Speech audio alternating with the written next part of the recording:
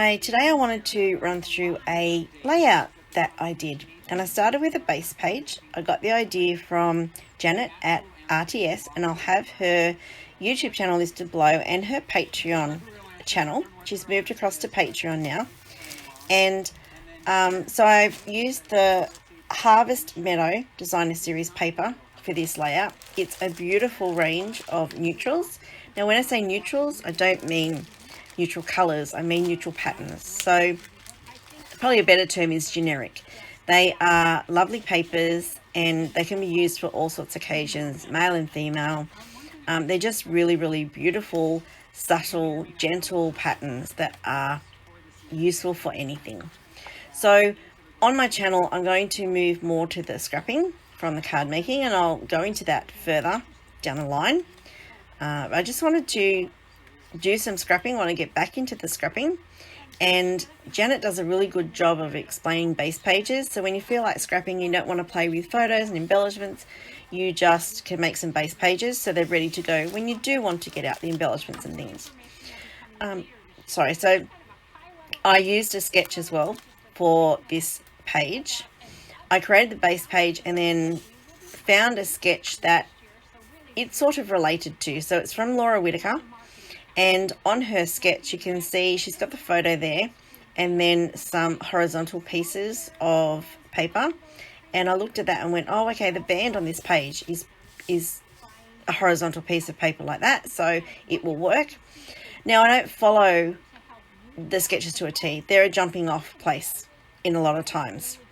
Now I'm using the photo of my son. I don't have permission to share his face, so whenever you see this photo it will have a circle on his face, and the idea is to create my embellishments where they sort of roughly are on the sketch, and I can add things like border punches or washi tape or anything to embellish this base page, because it is just a base page.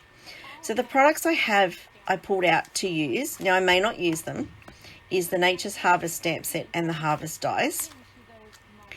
And I just pull things that I think I want to use, and it doesn't mean that I will use them. At the end, when I come back with the finished page, you'll see what I actually used. So I also picked out our one and only alphabet dies, our Meadow dies, because it's got that ferny type of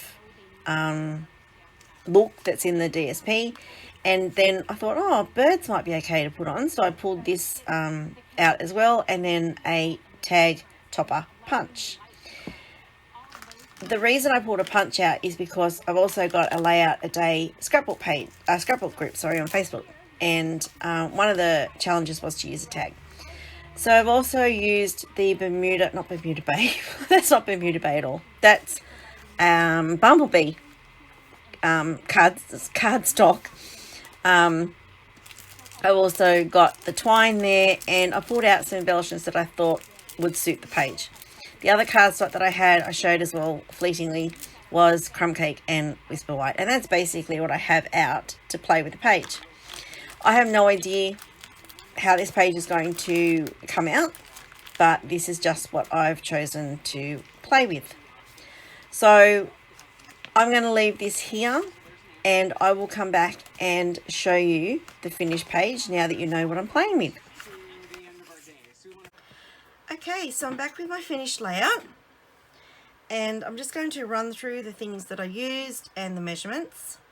The backing is just a standard 12 by 12 inch piece of Whisper White cardstock, and then this mat that I used is 11 inches by 11 inches, and that's the Harvest Meadow Designer Series paper. And this base page was really easy to use because everything was mostly done. I just had to add photo and embellishments, so easy. The next mat is another piece of paper from that Harvest Meadow Designer Series paper, which is 8 inches by, I didn't measure that one, hang on a minute, 8 by 8, so that's an 8-inch square piece of Designer Series paper, which I've matted on the Whisper White Whisper White cardstock, and then this piece of designer series paper, again from that same range, and that measures 2 inches, so 2 by 12 for that piece of designer series paper. And that was my base page that you would have seen that I started with. So what did I use on this layout? I matted the photo just in Whisper White cardstock. Now it's a little bit smaller than 6 by 4 because the printer that I have sometimes decides it wants to add extra ink onto things. It's a great printer at times, and I've never actually been happy with it. So it's an Eco Tank one, which is fantastic for the ink usage, but it just keeps throwing out this black ink in lines that there's just, you know, anyway, enough of the printer. So there was a great big splodge of black ink on the photo over here, so I just trimmed that off, and thankfully it didn't affect the actual photo that I wanted, the part I wanted to use. So my lovely son is still there. I don't have permission to show his face on camera, so that's why I've got the lovely circle covering his face. Alright, so how I did it was I placed the photo on, but I didn't glue it down. I placed everything where I wanted it to go roughly, and then once I was happy with it, I just started gluing things down. So under the photo I have these little it's an edge piece of, let me tell you what dies it came from. Right, now I think these are retired dies. I'm pretty slack, I don't know what's retired in my stash sometimes. And it is the Birds and More die set, and it's this edge piece here with the leaves and the berries on it. So I used that here under the photo, and also down here under this yellow band, just to give a little bit more interest. I have used the, let me find them, the Harvest dies. I've used this one here, which is like a wheat, I think it is. So I used the wheat over here in crumb cake. I cut out 2 of those for over here, and then I tucked one down here under the sentiment banner. The blue over here, which I have, is Misty Moonlight blue, because that's the colour in this cut in the DSP, and that is from the Meadow dies, and that is this one here. It's like a big it looks like a fern, I guess, sort of like a branch of a fern. So I've used that behind the wheat strands over here, and also over here behind the sentiment. The sentiment is from, it's like a so that's the heading, so it's like a mini subheading, I guess you could say, and that's from the Nature's Harvest stamp set, and it says, a reminder to never forget how much you mean to me and so many others. And that is my son to a T. He has autism and Asperger, same thing. He's got autism and ADHD and Tourette's, and sometimes very low self-esteem. So he sometimes thinks, well, why am I here? What purpose do I serve? So I just like to remind him every so often that he is very special and he is very loved. And that's why that sentiment was perfect to put on this layout. So that banner, I have used this tag topper punch. I'm sorry, I don't know the name of it. It will be listed below. I know it's not the scalloped one, but I can't remember the name of this one.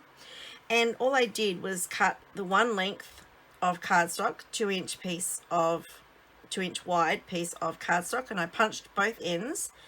And then I used one end up here. I cut a little bit off and just tucked it under here, just for a little bit of detail. And it ties in then with this one down here. This one is skinnier because when I stamped the sentiment, it was a lot wider, and it just looked like this great big white tag with this little skinny sentiment. So I just got the trimmer out and I trimmed it down so it's a bit thinner. And that's a good trick that you can do with your punches. If they're too big, just trim them down. What else did I do? The heading, I have used our lovely Playful Alphabet dies, really easy. That's using the Bumblebee cardstock. I have a small strip of the designer series papers here to tie in a little bit, because the heading just by itself looked a bit out of place. It was like just all by itself, so I needed to tie it into the rest of the page. So I just put a very thin strip of the this Misty Moonlight DSP there, and then the same one as I used down here up there.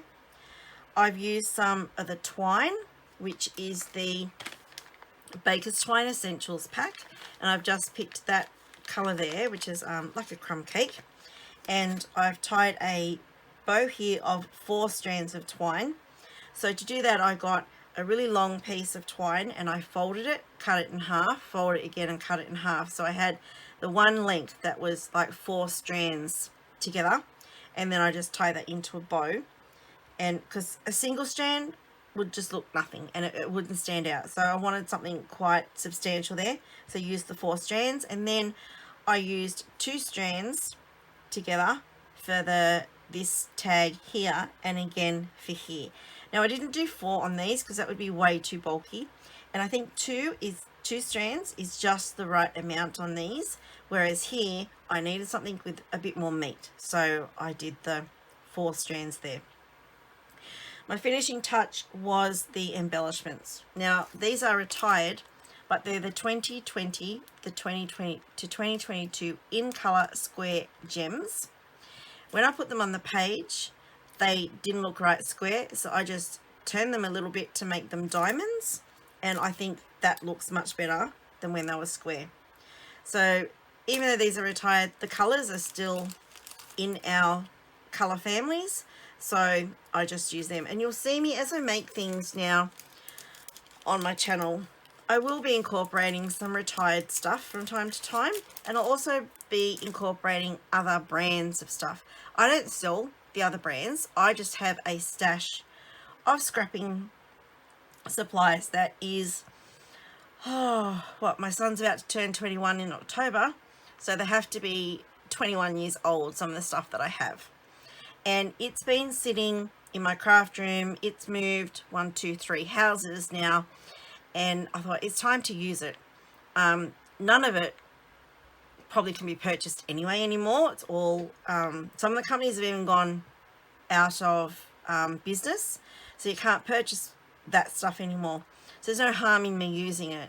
But sometimes with Stampin' Up, even though you can use their things to make scrapping pages, they are targeted more and tailored more, and people think they are more card making supplies. But what I wanted to do going forward with my channel is show that you can use them for scrapping. Sometimes you won't be able to complete a whole page with purely Stampin' Up supplies because they don't make the ephemera packs and the sticker sheets and the alphabets that we need for our scrapping pages. But you can still use elements of the Stampin' Up products for scrapping, and that's what I hope to do going forward.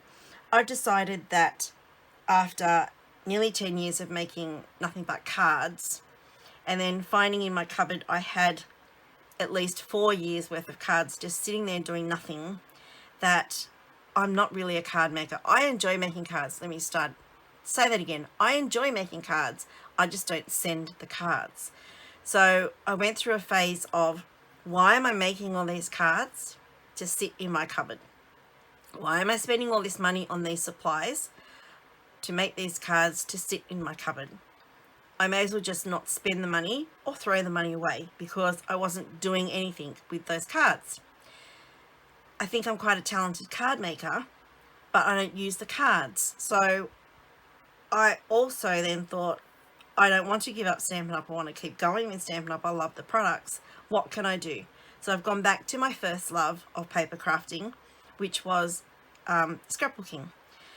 So I will keep doing the occasional cards, but I won't be heavily focusing on cards anymore. It's going to be more scrap pages, and I'm hoping to show people that they can use Stampin' Up for scrapping. So I probably went into that, way too wordy and for too long, but anyway, that's what's happening in with my channel now. So I just wanted to show you this page. This is all Stampin' Up. Okay, everything on here is Stampin' Up. Some are retired, but I can still use it. So I hope you have enjoyed this video, and I will see you again soon. Thanks for watching.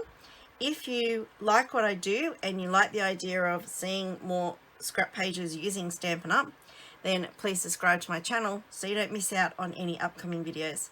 Thanks. Have a great day. Bye.